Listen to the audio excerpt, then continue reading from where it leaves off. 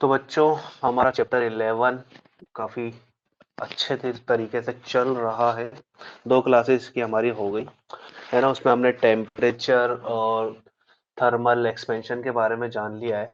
ठीक है, अब हम specific heat and thermal stress, calorimetry वगैरह के बारे में बात करेंगे। हाँ, नहीं यार, 9:30 से 10:30 वाला ओपन बेच नहीं है। लिंक आया है क्या आपके पास?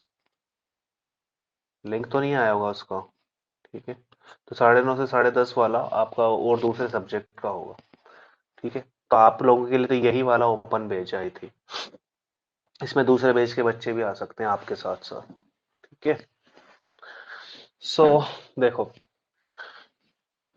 हमने बात करी थी टेम्परेचर के बारे में, टेम्परेचर स्केल, हीट के बारे में। हीट जब ट्रांसफर करती है जब टेम्परेचर डिफरेंस हो एक बॉडी से दूसरी बॉडी के अंदर। ठीक है, तो टेम्परेचर स्केल को कन्वर्ट करने वाला एक फॉर्मूला हमारे पास था, एनी रीडिंग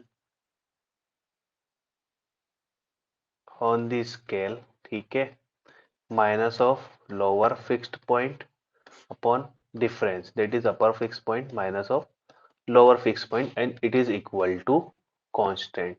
इससे हम हर एक स्केल के बीच में रिलेशन निकाल सकते हैं, whether it is kelvin, Celsius या फ़ारेनहाइट हो या र्यूमर हो या रैनकाइन हो या कोई अननोन भी हो, तब भी हम डिवीजन करके बता सकते हैं कि क्या है और क्या नहीं।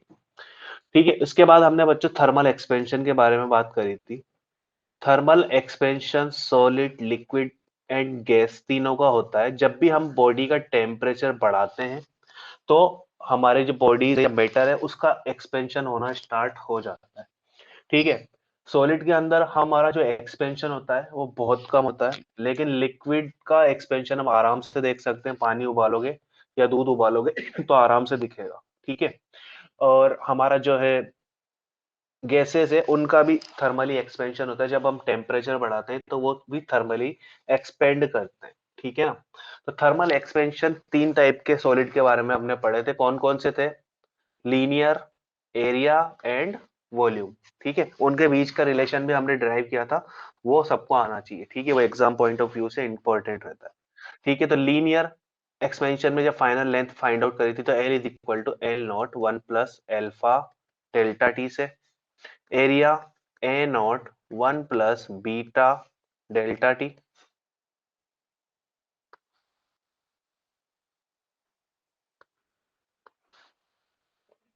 और volume V naught 1 plus gamma delta T. ठीक है, सो इतनी बातें हमने करी है।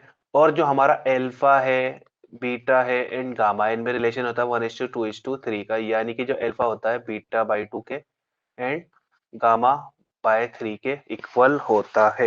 ये रिलेशन हमने देखा था, याद है ना? ए प्लस बी का whole square and A plus B का होल क्यूब करके हम निकाल लेते हैं इन चीजों को, है ना? याद है सबको? Yes sir. All right, very good. तो अब इसके बाद हमने बात करी थी लिक्विड्स के एक्सपेंशन। लिक्विड के बारे में एक फॉर्मूला हमने निकाला था जो हमें बताता था कि जो हमारा एक्सपेंशन ऑफ फ्लूइड होता है वो हमें अपेरेंट दिखता है, अच्छा तरीके से नहीं दिखता, तो वो volume apparent expansion of the liquid delta V is equal to initial volume Young's modulus of the, sorry Young's तो अभी आया है, gamma liquid minus gamma container into delta T.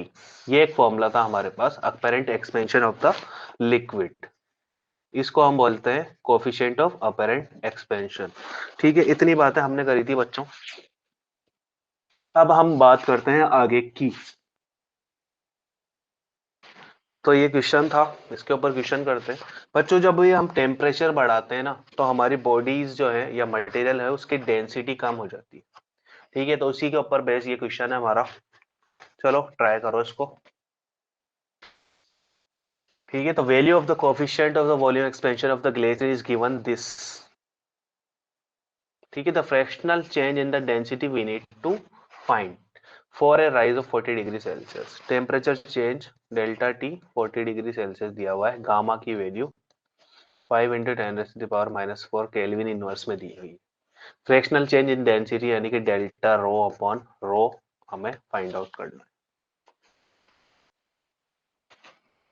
Density होती है हमारी मास अपॉन वॉल्यूम। तो initial density अगर इसको मैं बोलूं,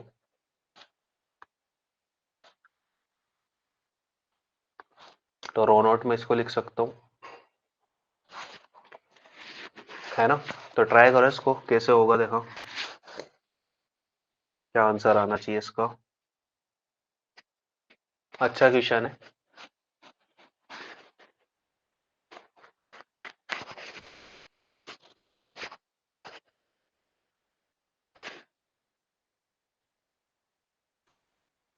यस बच्चों बताइए। Good evening sir ji. Good evening बेटा।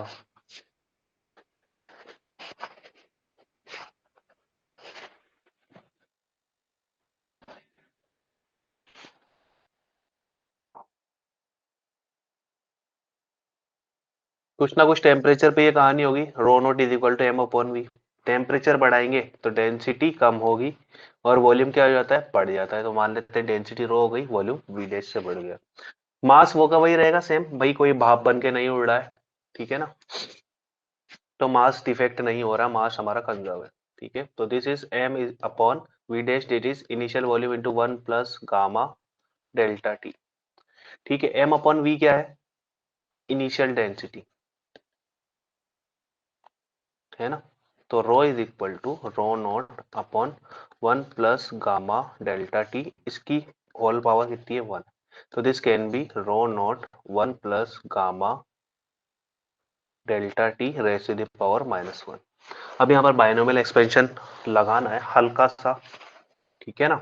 तो वो क्या होगा, यार किसी का आंसर नहीं आया अभी तक, दो ना आंसर। तो क्या कर रहा है?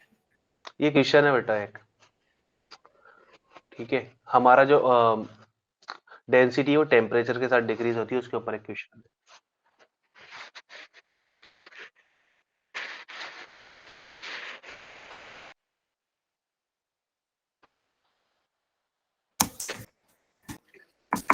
देखो, binomial expansion 1 plus X raise to the power -1 का हो जाता है हमारे पास 1 minus of X plus X square minus of X cube and so on, ठीक है। तो इसको लिखेंगे तो rho is equal to rho naught 1 minus gamma delta T, this can be rho naught minus rho naught gamma delta T, ठीक है।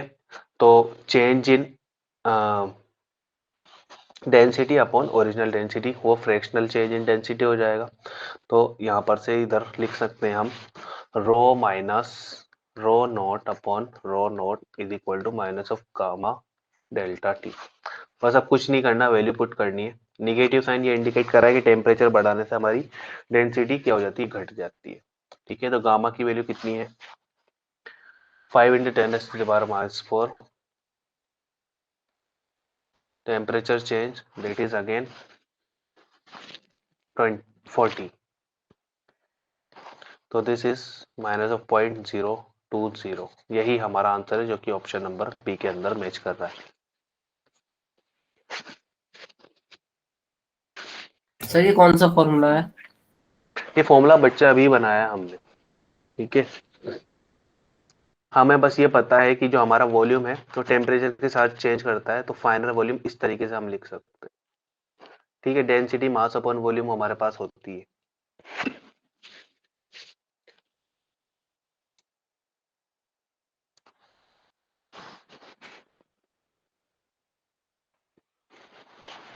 ठीक है, तो डेंसिटी डिक्रीज होती है विद इंक्रीज इन टेम्परेचर, ठीक है। देखा भी होगा आपने यार, आपका जो गर्म दूध है वो थोड़ा सा पतला होता है, जो ठंडा होता है वो थोड़ा सा थिक होता है, गाढ़ा होता है, ठीक है। चाशनी जो होती है आपकी, गर्म करने पर पिघल जाती है, ठंडी होने पर जम जाती है, तो डेंसिटी बढ़ गई उसकी, इसका मतलब, ठीक है। तो एक और करते हैं इसके ऊपर। assume that one early morning when the temperature is 10 degrees Celsius, a driver of an automobile gets its gasoline tank, which is made of steel, filled with 75 litre of gasoline, जो कि 10 डिग्री सेल्सियस पर ही है। दिन के अंदर temperature 30 हो जाता है तो उसका गैसोलीन कितना ओवरफ्लो करेगा ये हमें बताना है।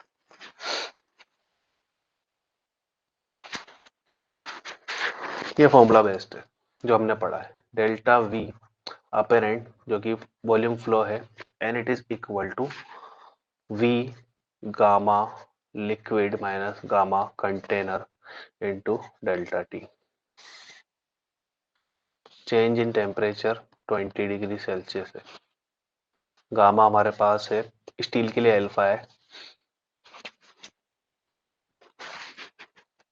वॉल्यूम हमारे पास 75 लीटर है।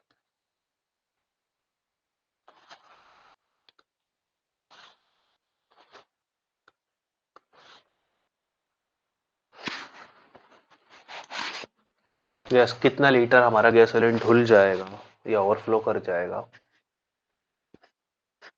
ये हमें बताना है।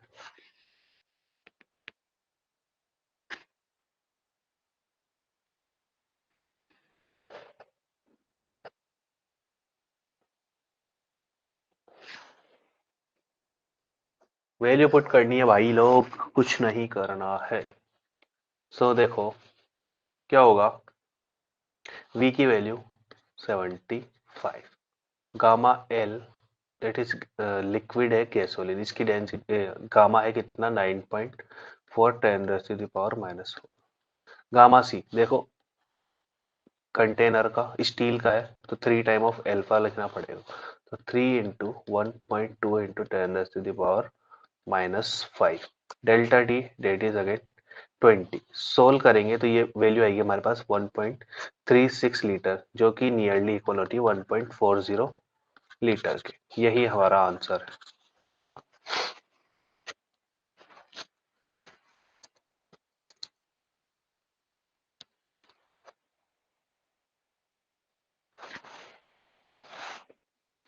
किसी को कोई दिक्कत इसके अंदर, फॉर्मूला बेस्ड था भाई। आई डोंट थिंक इसमें किसी को कोई डाउट होगा, है क्या किसी को?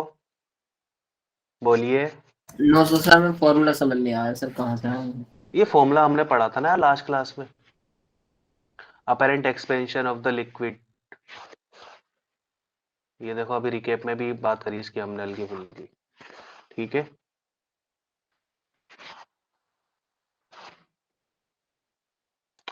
इसमें कुछ नहीं करना, ये फॉर्मूला लगा है। अच्छा वो फॉर्मूला रिपीट करूं तो कुछ नहीं है यार, उसके अंदर कोई ज्यादा रॉकेट साइंस नहीं है। पता है क्या होता है, कोई लिक्विड है हमारे पास, ठीक है, कंटेनर में भरा हुआ है। वो लास्ट क्लास में दी थी। हम्म ये रही लास्ट स्लाइड, ठीक है। तो हमारे जो कंटेनर होता है उसका भी वॉल्यूम बढ़ता है, ठीक है ना। कोई लिक्विड है इसके अंदर कंटेनर में, तो गर्म करेंगे तो कंटेनर का भी वॉल्यूम बढ़ेगा और लिक्विड का भी बढ़ेगा, ठीक है ना। तो धुलेगा उतना ही जितना ओवरफ्लो कर पा रहा है, मतलब कि थोड़ा बहुत तो, क्योंकि कंटेनर का भी वॉल्यूम बढ़ जाएगा तो थोड़ा बहुत इसमें ही रह जाएगा, ठीक है। और हमारे लिक्विड का भी वॉल्यूम बढ़ा है तो धुल उतना ही रहा है जितना अंदर रह गया, उसके बाद जो बचा हुआ है वो ढुल रहा है, जो कि अपेरेंट है, ठीक है ना। तो इतना ओवरफ्लो हो रहा है, रिकॉर्डेड के अंदर मिल जाएगा, 1-2 दिन में अपलोड हो जाएगा, उसमें देख लेना, ठीक है। एक और करते हैं इसके ऊपर, देखो ये coefficient of apparent expansion of a liquid when determined using two different vessel A and B, Y1 and Y2, यानी कि gamma 1 and gamma 2. If the coefficient of linear expansion of vessel A is alpha, find the coefficient of the linear expansion of the vessel B.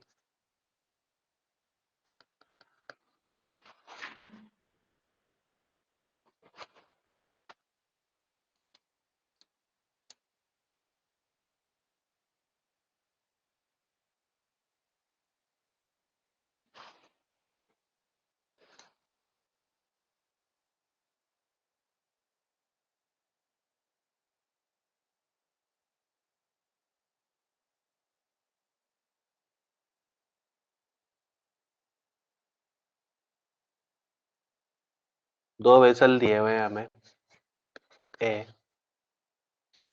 and B, ठीक है। Linear इसका दिया हुआ है alpha है, alpha alpha भी इसका हमें फाइंड आउट करना है। अपेरेंट कोफिशिएंट एक्सपेंशन इसका गामा 1, इसका गामा 2 हमें दिया हुआ है। ठीक है, अपेरेंट क्या होता है, ये रहा।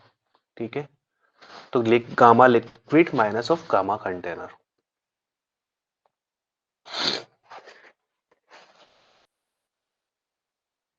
तो अल्फा भी हमें फाइंड आउट करना है।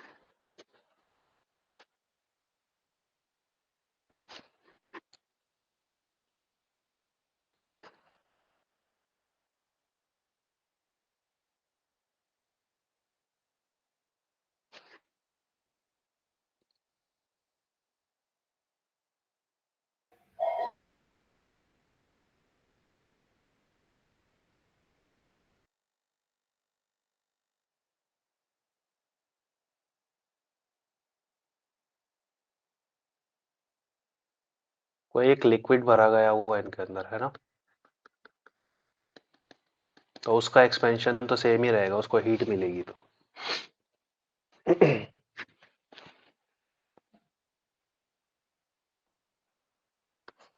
तो लिक्विड का होगा गामा लिक्विड, और इसमें भी क्या होगा, गामा लिक्विड। कंटेनर का दोनों का अलग होगा।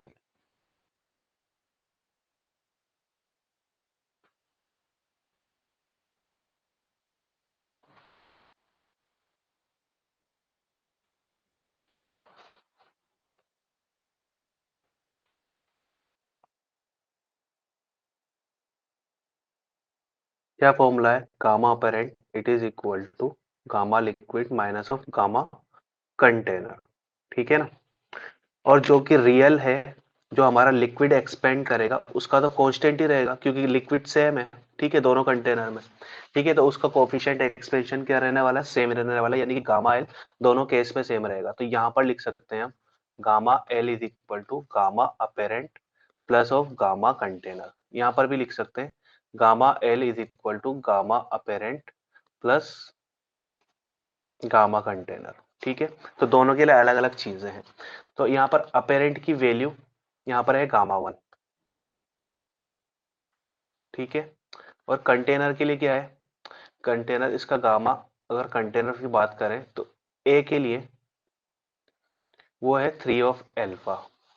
ठीक है, इसके लिए गामा ऑफ कंटेनर बी के लिए कितना हो जाएगा, 3 टाइम ऑफ एल्फा बी। यही हमें फाइंड आउट करना है बस। ठीक है, तो यहाँ पर लिख देंगे gamma liquid that is 3 time of alpha. यहाँ पर लिख देंगे गामा लिक्विड गामा अपेरेंट जो कि 2 है, gamma 2 plus gamma of container जो कि 3 टाइम ऑफ एल्फा बी होगा। ठीक है ना, क्योंकि गामा क्या होता है, वॉल्यूम होता है, और हमें लीनियर एक्सपेंशन निकालना है। ठीक है, तो ये और ये दोनों बराबर है। ठीक है, so this is gamma 1 plus 3 alpha and this is gamma 2 plus 3 alpha B. Solve करेंगे तो अल्फा बी की जो वैल्यू आएगी वो क्या आएगी हमारे पास, gamma 1 minus of gamma 2 upon 3 plus alpha. ठीक है, ये हमारा आंसर होगा। यस, मेन फॉर्मूला क्या है, ये है, दो कंटेनर है, दोनों में सेम सेम लिक्विड भरा हुआ है, दोनों का लीनियर एक्सपेंशन कोफिशिएंट अल्फा, और इसका अल्फा भी हमें दिया है। ठीक है, अल्फा भी हमें फाइंड आउट करना है। ठीक है, और जो हमारा वॉल्यूम एक्सपेंशन कोफिशिएंट है वो 3 टाइम ऑफ लीनियर का होता है, इसमें भी 3 टाइम ऑफ लीनियर होगा। लिक्विड दोनों में सेम है, तो लिक्विड को जब सेम हीट दी जाएगी या मत दी तो तब भी जो इसका एक्सपेंशन कोफिशिएंट है लिक्विड का वो तो सेम ही रहेगा ना, इसमें भी गामा एल रहेगा, इसका इसमें भी गामा एल रहेगा। और लिक्विड के लिए, और ये गामा अपेरेंट का फॉर्मूला हमें पता है, लास्ट क्लास में देखा था हमने। ठीक है, तो आ गई बात समझ में, बस इसको सोल्व करना है वैल्यूज पुट करके। यस बोलो, उड़ गया हो तो दोबारा बताऊंगा, बोलो। हेलो, यस बच्चों बताओ, एनी डाउट इन दिस, बताइए। कोमल, अनामिका, कुलसुम, भूमि, खुशबू।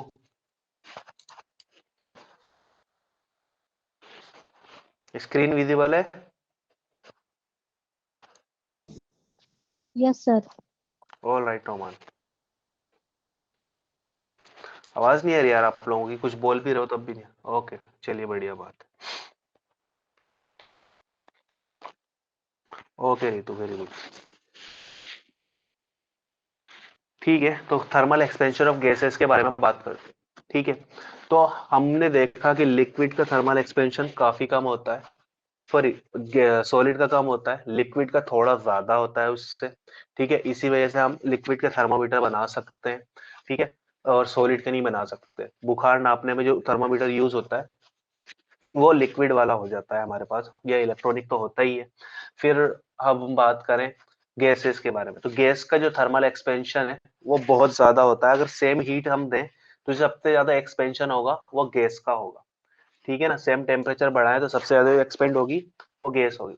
अब गैस का जो एक्सपेंशन है वो ना तो लीनियर हो सकता है ना एरिया के अंदर हो सकता है। वो जो एक्सपेंशन होगा वो कौन सा होगा, वॉल्यूम के अंदर होगा। ठीक है ना, गैस का जो एक्सपेंशन होगा वो कौन सा होगा, वॉल्यूम एक्सपेंशन होगा। है भाई, सही कह रहा हूँ ना। उसके अंदर तो मतलब कंटेनर में रखना पड़ेगा तो उसका वो वॉल्यूम एक्वायर कर लेगी। ठीक है, तब जो हीट दोगे तो इसके वॉल्यूम के अंदर एक्सपेंशन होगा इसका।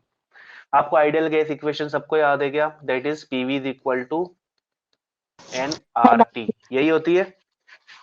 यस, ठीक है। तो यहां से हम देख रहे हैं कि अगर प्रेशर को चेंज करोगे तो वॉल्यूम भी चेंज होगा। यानी कि अगर मैं कोई बोतल लूं, इसमें गैस भरी हुई है, इसके ऊपर बाहर से प्रेशर लगाऊंगा तो ये पिचक भी सकती है। ठीक है ना, तो वॉल्यूम क्या हो गया, कम हो गया। जब हमने क्या करा, प्रेशर बढ़ाया, बाहर से प्रेशर बढ़ा रहे हैं तो वॉल्यूम क्या हो जाता है, कम हो जाता है। तो अब हम क्या करेंगे, दो सिनारियोस लेते हैं। एक फिक्स्ड अमाउंट ऑफ गैस ले रहे हैं, एन नंबर ऑफ मोल की। ठीक है, एक कंडीशन में इसका P1 तो प्रेशर जो है कांस्टेंट हो गया, इसका वॉल्यूम यहाँ पर V1 और टेम्परेचर T1 है। इसका टेम्परेचर हम बढ़ाएंगे, सेम अमाउंट ऑफ गैस का एन नंबर ऑफ मोल है तो वॉल्यूम बढ़ेगा और टेम्परेचर बढ़ा दिया हमने। क्यों, क्योंकि P is equal to N R T होता है। ठीक है, दोनों कंडीशन में इक्वेशन लिखते हैं, that is P V1 is equal to nRT1. This is equation number 1. And for this condition, PV2 nRT2. This is equation number 2. ठीक है, अब यहां पर से 2 माइनस 1 हम कर दें तो क्या आएगा, PV2 minus V1 and it is equal to nRT2 minus T1।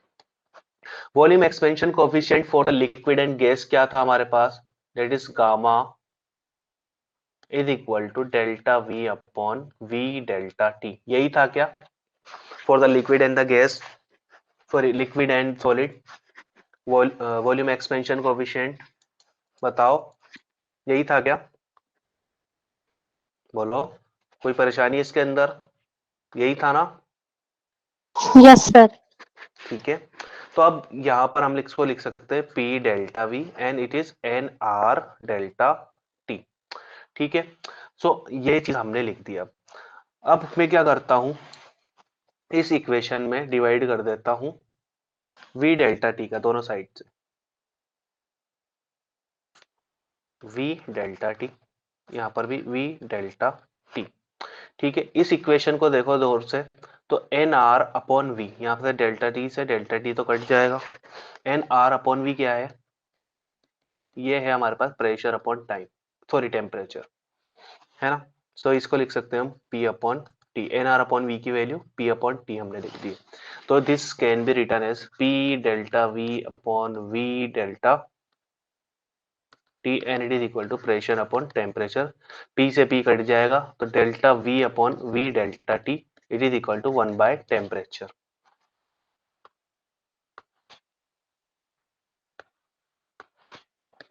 तो ये delta V upon V delta T क्या था, ये वॉल्यूम एक्सपेंशन कोफिशिएंट था। तो गैस के लिए 1 अपॉन टी इसकी वैल्यू आ रही, तो gamma gas will be equal to 1 upon temperature. यही है हमारा थर्मल एक्सपेंशन ऑफ गैस। ठीक है, ये जस्ट टेम्परेचर के ऊपर डिपेंड कर रहा है, वॉल्यूम चेंज और इनिशियल वॉल्यूम के ऊपर डिपेंड ही नहीं कर रहा। ठीक है, टेम्परेचर बढ़ाओ थर्मल एक्सपेंशन कोफिशिएंट घटेगा और बढ़ेगा। ठीक है, तो मैंने शुरू की क्लासों में कहा भी था आपसे कि जो हमारा थर्मल एक्सपेंशन कोफिशिएंट है वो मटेरियल के साथ साथ टेम्परेचर के ऊपर भी चेंज डिपेंड करता है। ठीक है बच्चों, तो यस ये सर। हमारा गैस के लिए जो होता है सबसे ज्यादा होता है। अगर रूम टेम्परेचर पे बात करी जाए 300 केल्विन के ऊपर, तो इसकी वैल्यू हो जाती है हमारे पास 3010⁻⁻6 केल्विन इनवर्स में, जो कि हमारे पास सबसे ज्यादा है as compare to liquid and solid के। तो गैस की सबसे ज्यादा होती है, इसी वजह से इसका अगर थर्मोमीटर हम बनाएंगे ना तो बहुत ज्यादा एक्यूरेट होंगे। क्यों? क्योंकि हल्का सा भी टेम्परेचर डिफरेंस आएगा ना तो उसको भी कैलकुलेट कर सकता है, क्योंकि हमारी गैस हल्के टेम्परेचर के ऊपर क्या करेगी, एक्सपेंड कर जाएगी। ठीक है, उसमें वही तो इंडिकेटर होता है, थर्मोमीटर में हमारा मर्क्यूरी भरा होता है, टेम्परेचर बढ़ता है तो वो ऊपर नीचे होता है, यानी कि उसका एक्सपेंशन हो रहा होता है। ठीक है, आई बात समझ में? तो this is the thermal expansion of the gas. अब हम बात करते हैं बच्चों थर्मल स्ट्रेस की। थर्मल स्ट्रेस क्या होता है? आपने पढ़ा होगा shear stress, tensile stress, compressive stress, volume stress, है ना? तो शियर थर्मल स्ट्रेस क्या होता है? जब थर्मल या टेम्परेचर की वजह से जो स्ट्रेस आ रहा है वो हमारा स्ट्रेस कहलाता है थर्मल स्ट्रेस। कैसा होता है? अगर कोई मैं रॉड लेता हूं ऐसी, इसका टेम्परेचर T1 डिग्री सेल्सियस ले लेता हूं मैं, इसकी लेंथ में ले लेता हूं L1। ठीक है, अगर मैं इस रॉड का टेम्परेचर बढ़ाऊं तो ये इंक्रीज करेगी। ठीक है, ये रॉड कम लग रही है, स्लैब ज्यादा लग रही है, छोटी करता हूं इसको।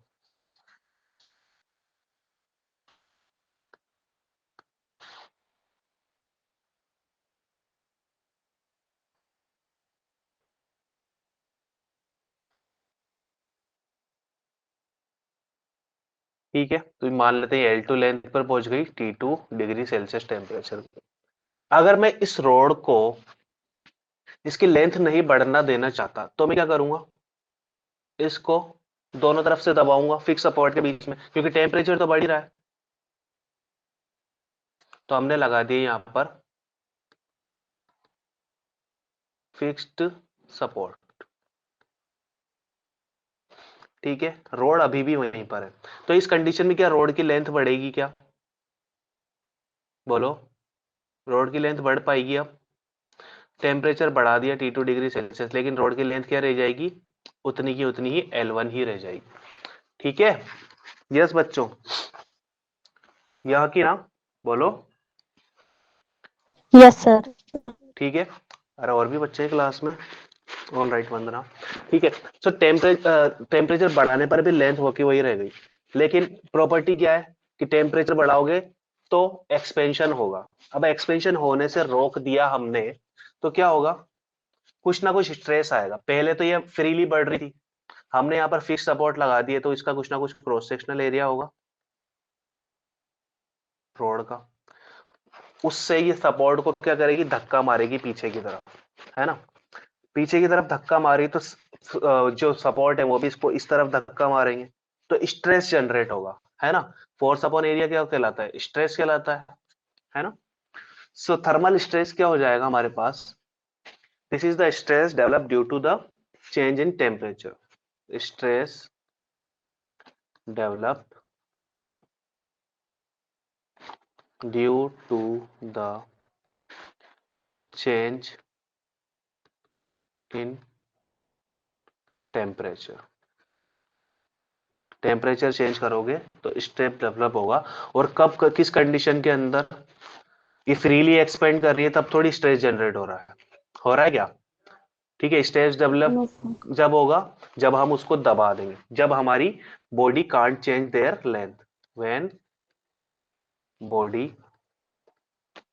Can't change length. ठीक है, तो ये है हमारा थर्मल स्ट्रेस। अब लेंथ L2 है तो इंक्रीज इन लेंथ आपको अच्छे से लिखना आता है, that is L2 is equal to initial length 1 plus alpha delta T. Expansion coefficient इसका अल्फा ले लो, डेल्टा टी से टेम्परेचर बढ़ाया तो ये इसकी लेंथ होनी चाहिए थी। बट अब वापस लिखते हैं, L2 minus L1 upon L1 alpha delta T. क्या है ये? यही लिखा है, इसी रीअरेंज करके L1 को उधर ले गए, यहाँ पर L1 मल्टीप्लाई में होगा तो नीचे भेज दिया, है ना? यही किया है बस। तो ये क्या है, किसी का सिमिलर दिख रहा है क्या ये फॉर्मूला? चैप्टर 10 को याद करो, change in length upon original length.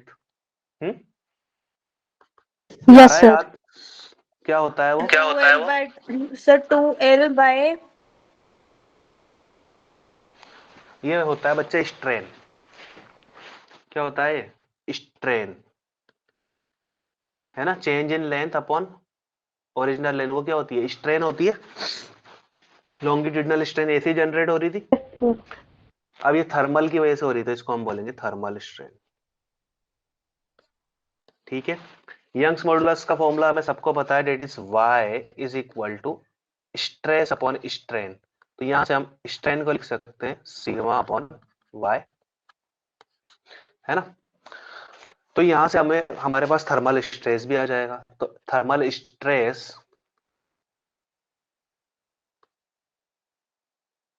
Is equal to y alpha delta t।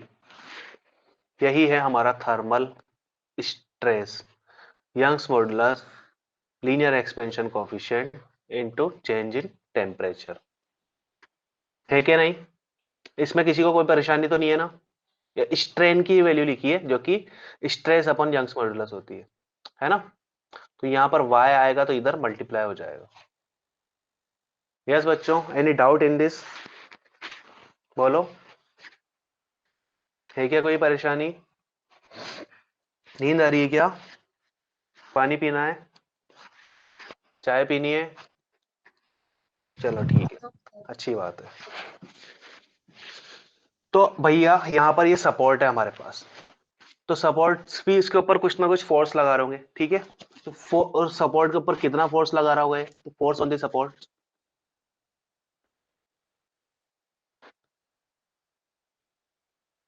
F is equal to A Y alpha delta T.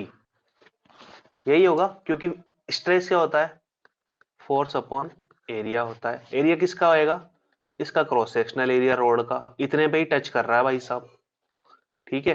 तो जितना फोर्स हमारी रोड लगाना चाहती है उतना ही सपोर्ट लगा देगा कि हम तो तुझे नहीं जाने देंगे, हम वेरी मच स्ट्रॉन्ग है, ठीक है। तो इतना फोर्स ऑन दी सपोर्ट होगा।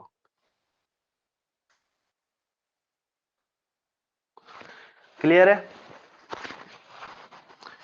तो ये है हमारा थर्मल स्ट्रेस। अब एक बात बताओ इसके बारे में, हीटिंग करेंगे तो कौन सा स्ट्रेस जनरेट होगा? Copper bar is fixed at the both and. जब हम इसकी हीट करते हैं तो heating of the bar will develop which type of stress? Tensile, shear, compressive, zero. जब हमने रोड ली इस तरीके से, इसकी हीटिंग करी, हीटिंग नहीं भाई, मारा नहीं है इसको, इसकी हीटिंग करी है,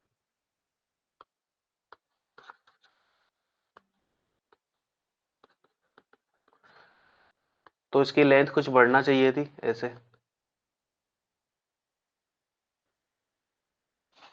ठीक है ना। अब लेंथ बढ़ नहीं रही है तो क्या होगा? ये दीवार को धक्का मारेगी ऐसे, और दीवार इसको इधर से फोर्स लगाएगी एफ, इधर से फोर्स लगाएगी एफ, एक्शन रिएक्शन, ठीक है ना। तो अब हीटिंग हो रही है तो कौन सा फोर्स लग रहा है? दबा रहा है दोनों तरफ से, तो कौन सा फोर्स हो गया है? क्या इसको खींच रहा है? क्या ये कंप्रेस कर रहा है ना? बोलो भाई। Yes, sir. Yes sir. ठीक है, तो ये हो जाएगा हमारा कौन सा? कंप्रेसिव स्ट्रेस, ठीक है।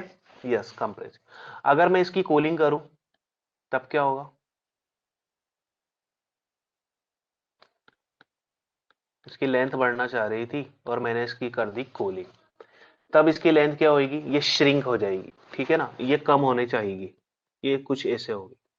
अब भी रिजिड सपोर्ट है, अब भी नहीं जाने देगा, ठीक है। अब बोलेगा तू इधर जा रही है तो मैं इधर भी नहीं जान दूंगा, ये बोलेगा मैं इस तरफ से एफ फोर्स लगा रहा हूं, तू भी इस तरफ से एफ लगा भाई, ठीक है, इसको नहीं जाने देंगे। तो अब ये कौन सा फोर्स हो गया और कौन सा स्ट्रेस जनरेट होगा इसकी वजह से? जब खींचने वाला होता है तो वो टेंसाइल होता है, दबाने यस वाला कौन होता है? कंप्रेसिव, ठीक है। तो Compressive. This is tensile stress, ये स्ट्रेस जनरेट हो रहा है बच्चों। चलो नेक्स्ट बात करते हैं क्वेश्चन की। Volume of a thin brass vessel and the volume of a solid cube are both equal to 1 litre. ठीक है, what will be the change in the volume of the vessel and the cube upon being heated to 25 degree Celsius. Alpha of the brass इतना है, volume change पूछा है, delta we.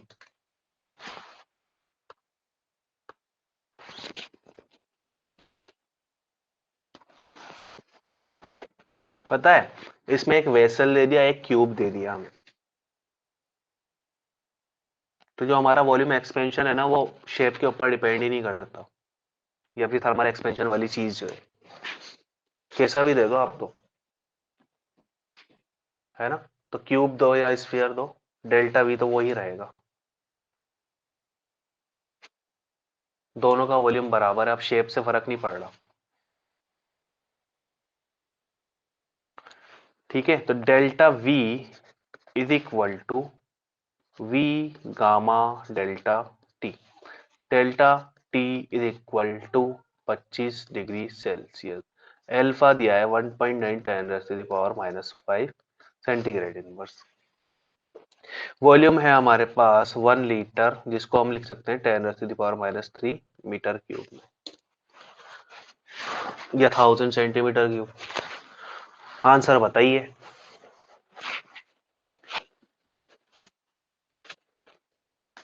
सब कुछ आपके सामने है,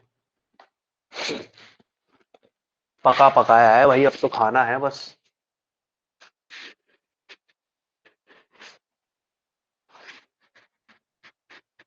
यस बच्चों,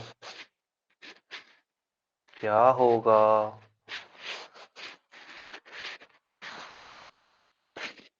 तो डेल्टा वी, यस ये दिस इज द गामा, हाँ ये गामा है। गामा निकाल सकते हैं ना यार, 3 टाइम ऑफ अल्फा, यही तो होता है वॉल्यूम एक्सपेंशन कोफिशिएंट, रिलेशन देखा हमने। ठीक है, तो delta V is equal to, V की वैल्यू कितनी, 10⁻⁻3, गामा की value 3 time alpha 10⁻⁻5, delta T कितना है 25, तो this can be 1.425 10⁻⁻6 metre cube या 1.425 सेंटीमीटर क्यूब। यही हमारा एकमात्र आंसर है। ऑल राइट, वंदना, नोमान, तनिष्का, ठीक है बच्चों, यही है। चलिए अच्छी बात है, तो एक और करो इसके ऊपर, फिर हम बढ़ाते हैं हमारा जुलूस आगे। Sheet of brass 50 centimetre 10 centimetre 0 degree Celsius के ऊपर। ठीक है, तो area of the surface increases by इतना 100 डिग्री सेल्सियस के ऊपर। Find the coefficient of the linear expansion. अब हमें प्लेट दे दी गई है भाई, एरिया एक्सपेंशन हो रहा है, फिर पूछा हमसे linear expansion of the brass. ठीक है, तो L is equal to 50 centimetre है, ब्रेड्थ कितनी है इसकी 10 सेंटीमीटर, तो एरिया ए नॉट पोल है, तो 50 into 10 that is 500 centimetre square. Change in area, delta A हमारे पास है 1.9 centimetre square. Change in temperature 0 से 100 हो गया, जो कि कितना है 100 डिग्री सेल्सियस हो जाएगा। कोफिशिएंट ऑफ लीनियर एक्सपेंशन हमें फाइंड आउट करना है। चेंज इन एरिया होता है initial area beta delta T, beta होता है हमारे पास ट्वाइस ऑफ अल्फा।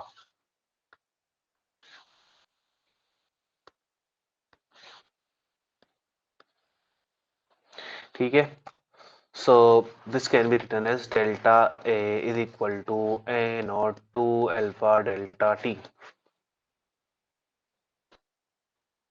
ठीक है, so alpha will be equal to delta A upon 2 A naught delta T। Value put करेंगे तो बहुत ही सिंपल कैलकुलेशन होगी। डेल्टा ए की value 1.92, A not that is 500 into delta T that is again 100, तो नीचे हो गई 10⁻⁵, तो ऊपर जाके 10⁻⁻5 सेंटीग्रेड इनवर्स। यही हमारा आंसर है बच्चों।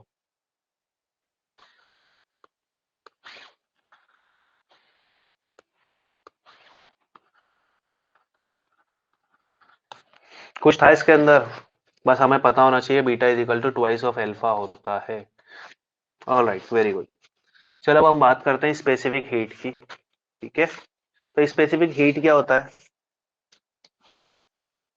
देखो, हम चीजों का टेम्परेचर बढ़ाते हैं ना, तो उनके अंदर हीट क्या होती है? एब्जॉर्ब होती है। ठीक है, उनके क्या होती है? हीट एब्जॉर्ब होती है, उनकी इंटरनल एनर्जी बढ़ती है।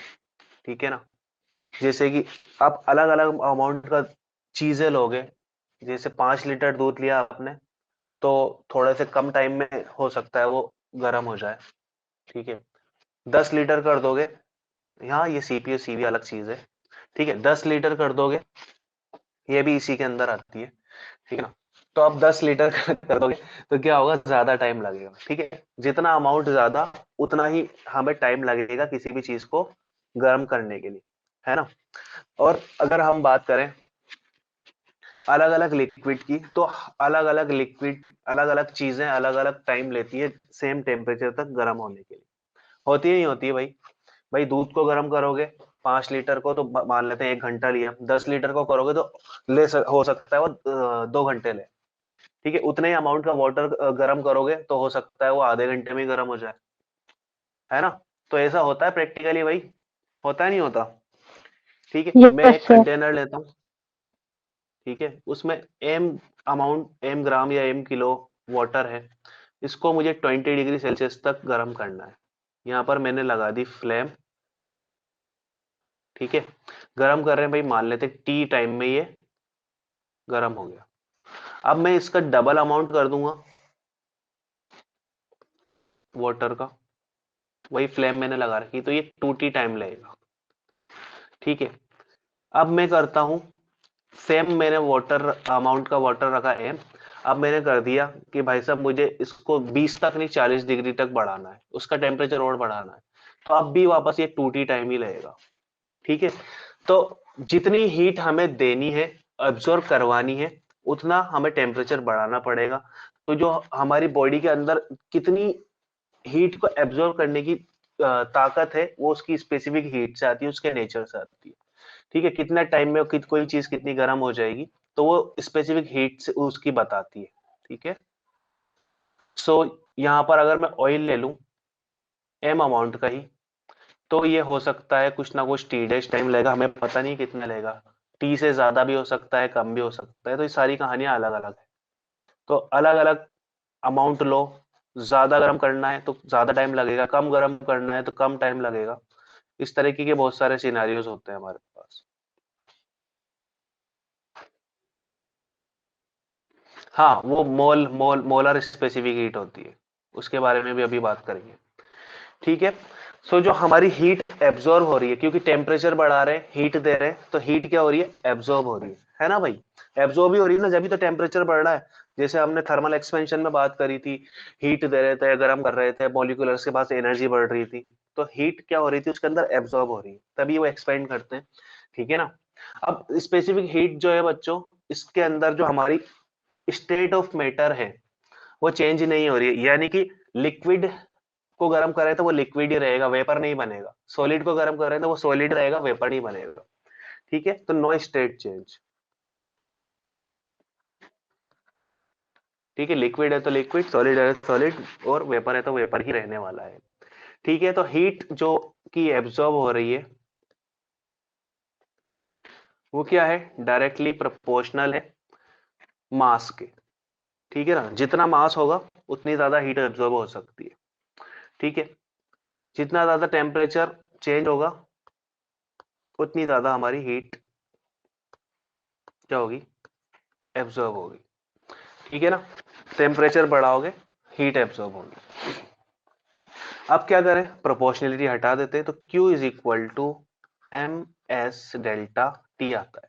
मास के ऊपर भी डिपेंड कर रही है हमारी एब्जॉर्ब हीट, टेम्परेचर डिफरेंस के ऊपर भी डिपेंड कर रही है, और हमारे पास nature of material, specific heat. ठीक है, ये मटेरियल की प्रॉपर्टी से आती है। ठीक, हमारे पास जो हीट एब्जॉर्ब है, it also depends on the nature of material, nature of material। Q है बेटा हमारी जो ली गई हीट या दी गई हीट, हीट एब्जॉर्ब भी कह सकते हैं, ठीक है। तो हीट है जो कि हमने यहाँ पर टेम्परेचर बढ़ाया ना, तो कितनी हीट इसके अंदर एब्जॉर्ब हो गई, ठीक है। तो अब स्पेसिफिक हीट का फॉर्मूला हम लिख सकते हैं, S is equal to, small s से लिखा जाता है इसको, ठीक है ना। तो Q by heat upon m mass into delta T, ठीक है। और इसकी जो खास डेफिनेशन अगर वो लिखे हम, तो वो हो जाती है हमारे पास amount of heat required to raise the temperature of a substance by 1 degree Celsius, ठीक है, यूनिट मास का। सो specific heat is nothing but amount of heat required to change the temperature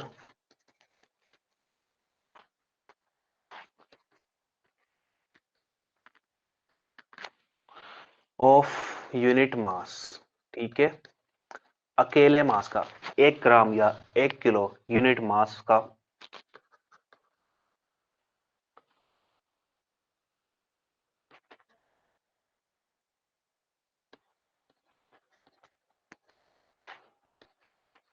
एक डिग्री से टेम्परेचर चेंज करना हो या 1 kelvin से change करना हो, तो जिस उसके लिए जितनी हीट हमें रिक्वायर्ड होती है वही होती है हमारी स्पेसिफिक हीट, ठीक है।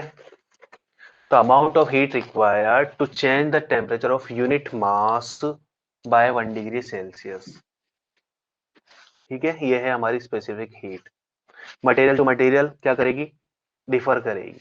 वाटर के लिए अलग होगी, बर्फ के लिए अलग होगी, सॉलिड के लिए अलग होगी, और किसी के लिए अलग होगी, ऑयल के लिए अलग होगी, ठीक है, ग्लिसरीन के लिए अलग होगी, बेंजीन के लिए अलग होगी। तो यहाँ पर इसकी यूनिट लिखोगे तो क्या हो जाएगी, what is the unit of the specific heat. देखो तो देखा, बताओ तो। हीट की होती है हमारे पास, जूल होती है, पहले लेक्चर में देखा था। तो जूल किलोग्राम केल्विन, या फिर इसको कह लो जूल किलोग्राम सेल्सियस, या फिर इसको कह लो कैलोरी ग्राम केल्विन, या फिर कैलोरी ग्राम सेल्सियस, ठीक है। इसकी डायमेंशनल फॉर्मूला क्या हो जाएगा, यस, जूल केजी केल्विन, सही है बिल्कुल। इनवर्स लगाना पड़ेगा नॉर्मल, ठीक है, अगर ऊपर जैसे केजी और सेल्सियस में लिखना है तो। डायमेंशनल फॉर्मूला क्या हो जाएगा इसका, देखो एनर्जी का क्या होता है, m1 L2 T-2, है ना। तो यहाँ पर केजी भी है, ऊपर भी इसके m को उड़ा देगा, तो यहाँ पर m0 L2 T-2, नीचे टेम्परेचर है तो थीटा -1, ये इसका डायमेंशनल फॉर्मूला होगा, ठीक है। इजी इजी का तो तुम जल्दी जल्दी बता देते हो यार, इसका भी बताया करो, ठीक है, पेन पेपर लेके बैठा करो अच्छे से, ठीक है। तो ये स्पेसिफिक हीट हो गई भाई। अब हम बात करते हैं हीट कैपेसिटी की, तो ये स्पेसिफिक हीट की ही बहन है, ठीक है। इसको हम कैपिटल एस से दिखाते हैं या फिर हम सी से भी इसको दिखाते हैं, ठीक है। एनसीईआरटी में कैपिटल एस से दिखाया हुआ है और उसको स्मॉल एस से, ठीक है। तो this is nothing but amount of heat required to change the temperature of a given mass. उसमें क्या था, यूनिट मास था भाई, यहाँ पर पूरे के पूरे मास का ही बात करी जा रही है, ठीक है। तो amount of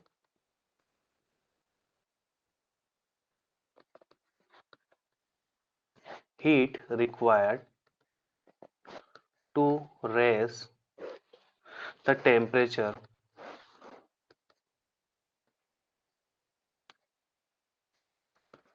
of a given mass of a substance by 1 degree Celsius या 1 केल्विन से, ठीक है। तो इसको स्पेसिफिक हीट के टर्म में भी हम लिख सकते हैं। तो heat capacity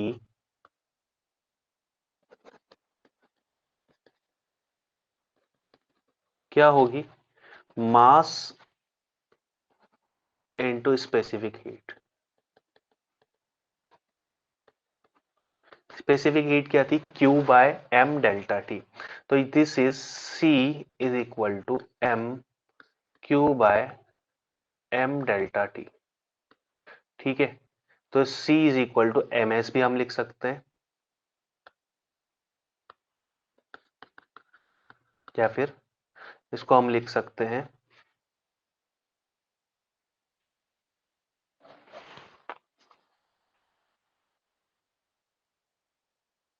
bye 1 degree Celsius और 1 केल्विन।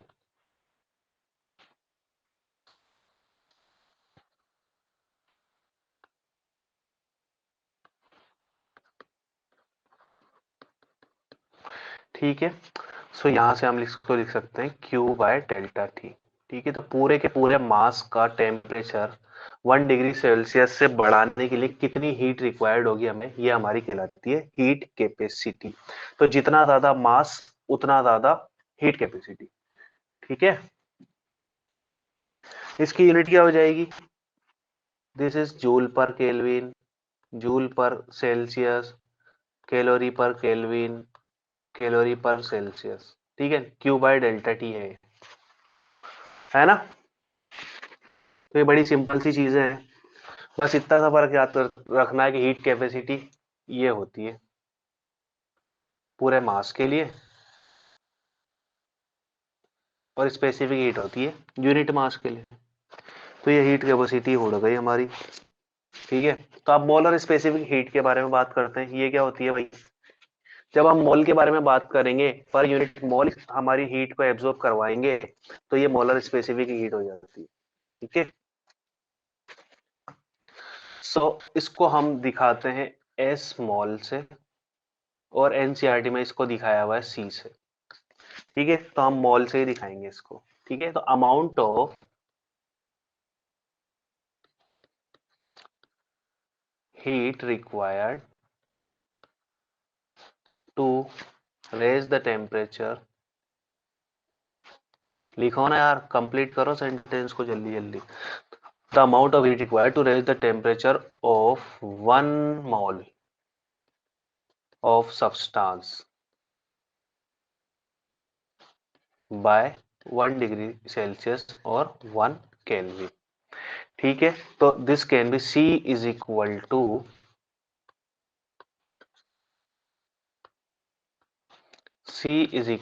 टू मोलिकुलर वेट या मोलिकुलर मास।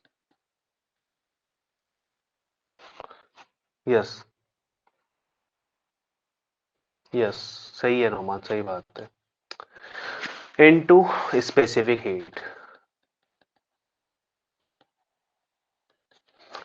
तो this is C is equal to molecular mass M, specific heat क्या हो जाती है Q by M delta T। और हमारे पास नंबर ऑफ मोल जो होता है वो क्या होता है, that is given mass upon molecular mass. ये है कौन सा mass, given mass of the substance, ये क्या है, मोलिकुलर मास। ये क्या है, नंबर ऑफ मोल्स। ठीक है, तो C is equal to Q by N delta T। यह है हमारी मोलर स्पेसिफिक हीट। इसके लिए यूनिट क्या हो जाएगी, जूल पर मोल केल्विन, है ना, यही होगी, या फिर जूल पर मोल सेल्सियस, या फिर कैलोरी पर मोल केल्विन, या फिर कैलोरी पर मोल सेल्सियस। ठीक है, तो ये बहुत सिंपल सिंपल सी चीजें हैं, है ना, इसमें कोई रॉकेट साइंस नहीं है।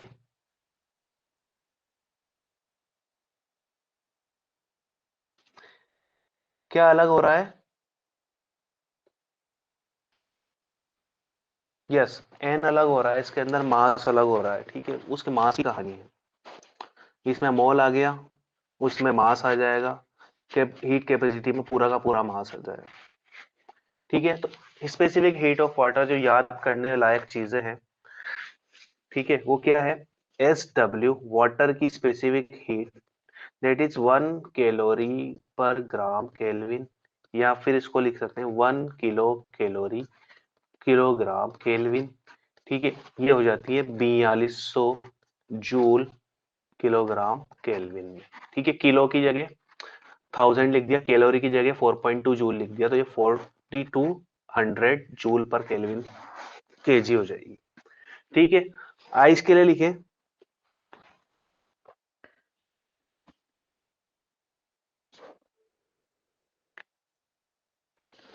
ठीक है, तो आइस के लिए कितनी हो जाएगी, इसकी जस्ट आधी, तो 0.5 calorie gram kelvin, 0.5 calorie kilogram kelvin, and it is 2100 joule KG kelvin. ठीक है, सेल्सियस में भी लिख सकते हो, कोई ज्यादा फर्क नहीं पड़ने वाला। ठीक है, तो ये स्पेसिफिक हीट के बारे में बात हो गई। अब बताए, जो हमारी स्पेसिफिक हीट होती है ना सॉलिड और लिक्विड में, तो सबसे अच्छी वाटर की होती है। ठीक है, इसीलिए हम कोई जलती हुई चीजों के ऊपर आराम से वाटर डाल देते हैं, ऐसा नहीं करते कि ऑयल डालेंगे हम उसके ऊपर। ऑयल फिर इनफ्लेमेबल भी होता है, तो वो जल भी सकता है। ठीक है, लेकिन हर एक ऑयल फ्लेमेबल नहीं होता। ठीक है ना, तो इस तरह की कहानी है।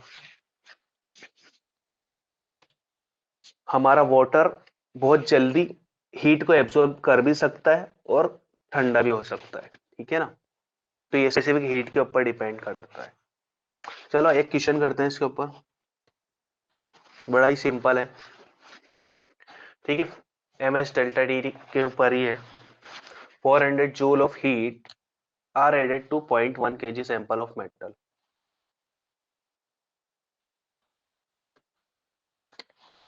Temperature increases by 20. What is the specific heat? Q is equal to ms delta t.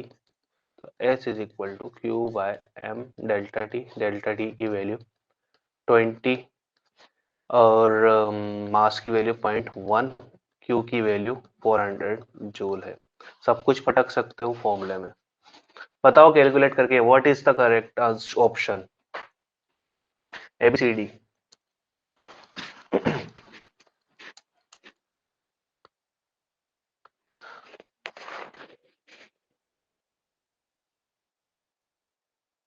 Okay, I will hide. 400 है, 0.1 है, डेल्टा टी कितना है, 20 है।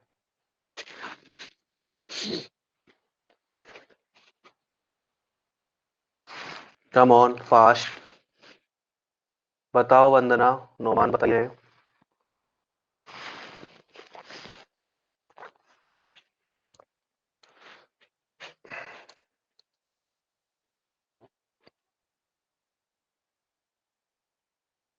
Yes, that is correct. A और डी सेम ही है। ये जादू कैसे हुआ, इसका ऑप्शन चेंज हो गया। यस, ए और डी सेम ही है, बिल्कुल करेक्ट है। तो this is 200 joule KG Celsius. ठीक है, चलिए अच्छी बात है। नेक्स्ट हम एक और अच्छा क्वेश्चन करते हैं। Quantities of heat required to raise the temperature of two solid copper spheres, जिनकी रेडियस का रेशियो ये दिया हुआ है, 1 केल्विन से बढ़ाना है, तो कितना चाहिए, क्या होगा उनका हीट रिक्वायर्ड का ratio.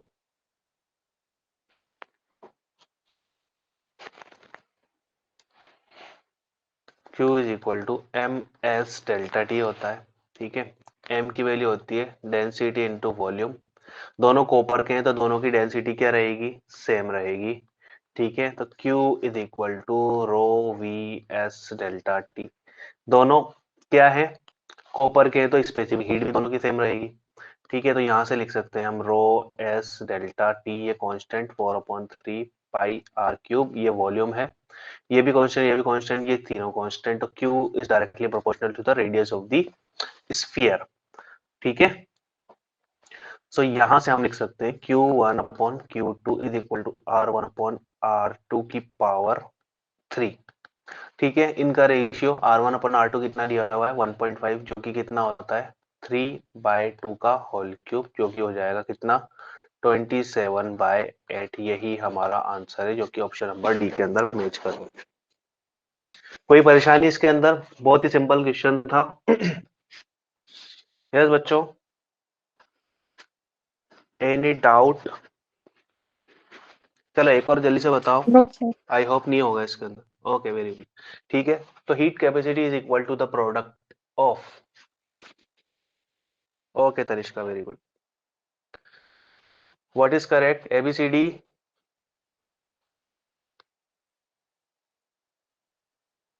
Yes, mass into specific heat. अच्छी बात है। चलो एक और करते हैं। Temperature scales change to Celsius to Fahrenheit. The numerical value of the specific heat will increase, decrease, remains unchanged.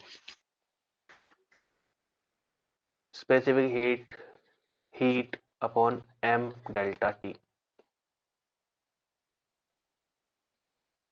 ध्यान दीजिए। अरे specific heat will decrease. Numerical value पूछिए बच्चों, न्यूमेरिकल वैल्यू ध्यान दो। स्पेसिफिक हीट तो वही रहेगी, लेकिन न्यूमेरिकल वैल्यू पूछी है भाई। वो तो मटेरियल की प्रॉपर्टी है, वो नहीं चेंज होती, लेकिन न्यूमेरिकल वैल्यू तो चेंज हो जाएगी। तो हमारे पास फ़ारेनहाइट क्या होता है? That is 9/5 time of C plus 32, यानी कि 37 डिग्री सेल्सियस लो तो फ़ारेनहाइट पे उसकी वैल्यू आती है 96, यानी कि न्यूमेरिकल वैल्यू यहाँ पर टेम्परेचर की बढ़ रही है, न्यूमेरिकल वैल्यू फ़ारेनहाइट पे रख रहे हैं, तो हमारे पास जो स्पेसिफिक हीट होगी वो इनवर्सली प्रोपोर्शनल है टेम्परेचर के। तो टेम्परेचर की न्यूमेरिकल वैल्यू बढ़ रही है, तो हमारी जो स्पेसिफिक हीट है वो क्या कर जाएगी? डिक्रीज कर जाएगी। एक ऐसा आ रहा है, आप बोलो, बताओ मुझे कैसे आ रही है? सही है ना भाई? समझ में आया है बात? सर एक बार बोलो। रिपीट कर दीजिए। देखो, हमारा बॉडी का टेम्परेचर होता है वो कितना होता है? 37 डिग्री सेल्सियस के अराउंड होता है, ठीक है। यस। तो फ़ारेनहाइट में इसकी वैल्यू कितनी आएगी? 98.6। 37 डिग्री सेल्सियस फ़ारेनहाइट में आएगी 98.6 फ़ारेनहाइट। अब यहाँ पर 37 का डिवाइड कर रहे हो छोटी चीज का, तो स्पेसिफिक हीट ज्यादा आ रही थी।